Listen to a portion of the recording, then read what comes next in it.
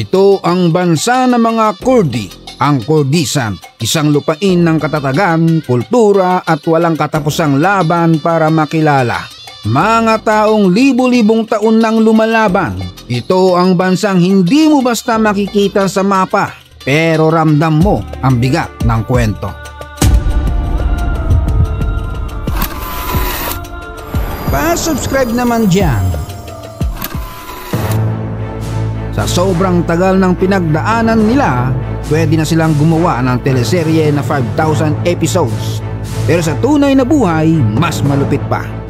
Ang mga Kurdi ang pinakamalaking ethnic group sa buong mundo na walang sariling bansa. Lagpas sa 30 milyon ang kanilang populasyon, kalat sa Turkey, Iran, Iraq at Syria. Sa apat na bansang tinitirhan nila, sa Iraq ang pinaka-advanced ang political life nila. Kasi sa Iraq may sarili silang parlamento, prime minister, flag at full autonomy under Iraq federal system. Para silang tenant sa boarding house, pero sila na yung nagdedesisyon kung ano ang makakabuti sa kanila. Ang kanilang opisyal na lengguwahe ay Kurdish at Arabic at Islam ang kanilang relihiyon.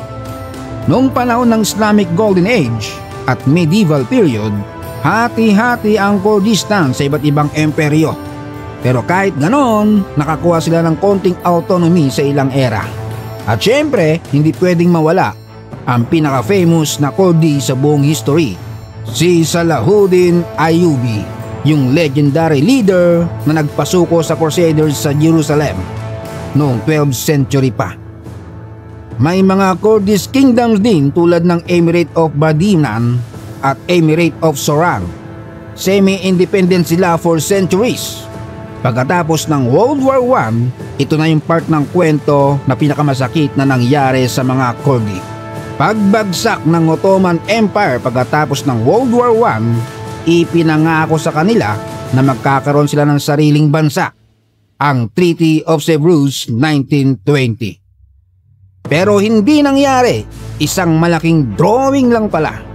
At pagsapit ng 1923, pinalitan ito ng Treaty of Lausanne, ang kasunduang nag-iwan ng isang bansang walang bansa.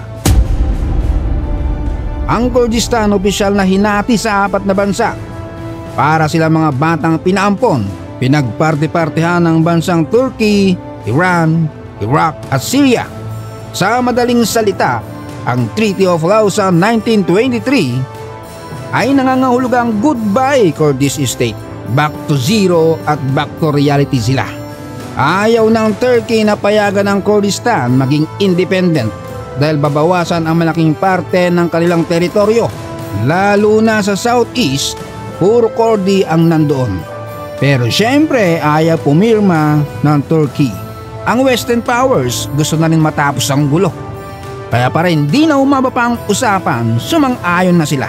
At ayun, tablado sa usapan ng mga Kurdi, nilaglag sila.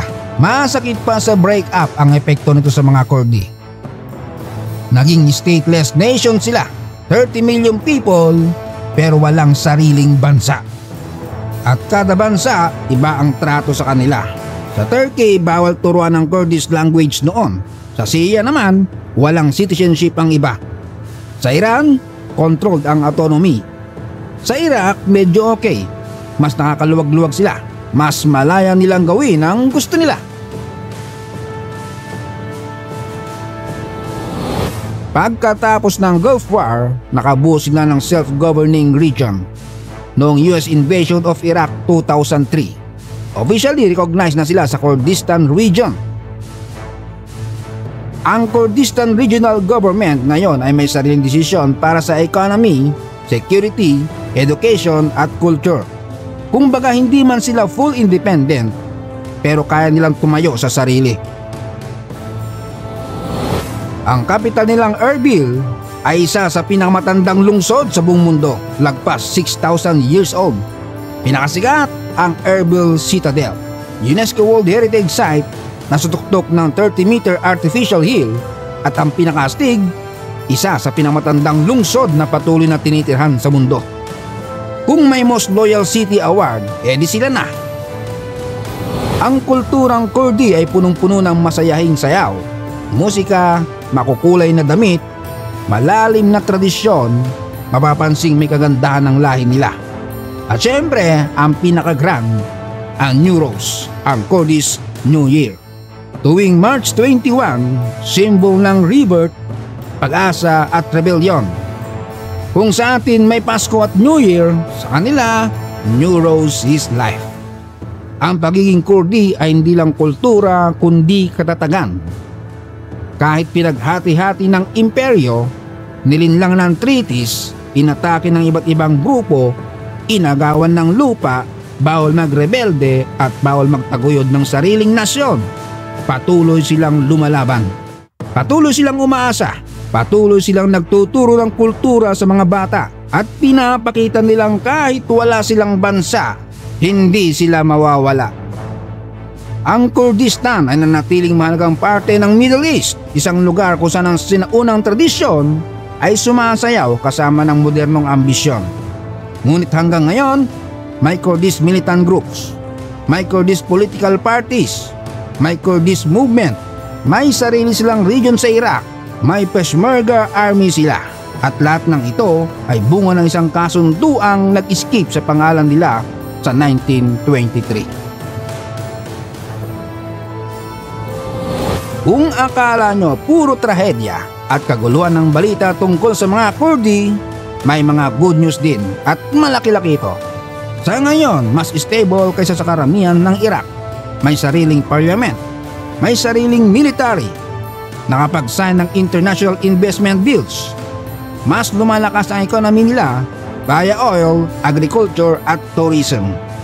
Nag-level up na sila. Kung dati ang tingin ng tao, desert at mountain lang yan, ngayon, skyline, malls, university, hotels, airports, halos kompleto rekados na. Eto pa ang Erbil ngayon, sobrang linis, sobrang safe, parang Dubai-like at dinadayo ng mga turista. Sa totoo lang, marami ng foreigners ang lumipat ng work dito. Imagine mo, Iraq, pero safe, tahimik at modern, ganung kalakas ang Kurdish autonomy. Eto pa noong panahon ng war against ISIS, taong 2014 to 2017, ang Peshmerga ang isa sa pinaka-epektibong military forces laban sa ISIS. Nagbibigay respeto ang buong mundo sa kanila, pati na ang US military. Talagang lumaban sila na parang leon. So kahit wala silang sariling bansa, may identity silang fearless defenders. Marami man sa kanila ang lumipat sa Europe dahil sa gera, pero pagdating sa katatagan, wala silang kapantay. Ngayon may Kurdish members of parliament sa Europe, may Kurdish mayors, may Kurdish business leaders, may Kurdish celebrities, maraming Kurdish football players sa big leagues. At syempre, ang pinaka-wild, half Kurdish si Dua Lipa. Ang Jordan's The Night Away Queen, may dugo ng Kurdi. Minsan di mo kailangan ng sariling bansa para maging matatag. Ang mga Kurdi, kahit ilang ulit pang pinaghiwa-hiwalay, nagkakaisa pa rin. At ngayon, unti-unti nang naririnig ng mundo ang boses nila. Kung nagustuhan nyo tong biyahe natin sa bansang invisible sa mapa pero solid sa puso, i-like, i-share at i-subscribe na. Kasi dito sa Tito Jones TV kahit walang bansa, may kwento. Kita-kits sa susunod na biyahe. Hanggang sa muli.